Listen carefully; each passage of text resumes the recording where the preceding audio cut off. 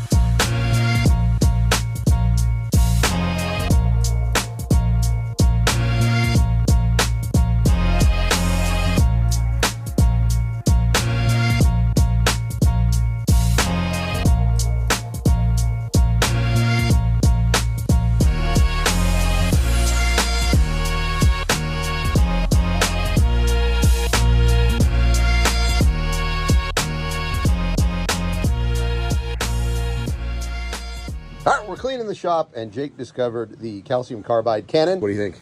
Pretty badass. Pretty badass. All right, Jake's gonna hit it. Bang! Just takes water and calcium carbide, turns it into argon gas, gives it a little spark, and bang, you've got a cannon. What do you think, dude? Pretty badass. All right, the shop is all cleaned up. That was a lot of work, but everything is all nice, cleanly organized, and it is time to move some cars around. You know what that means.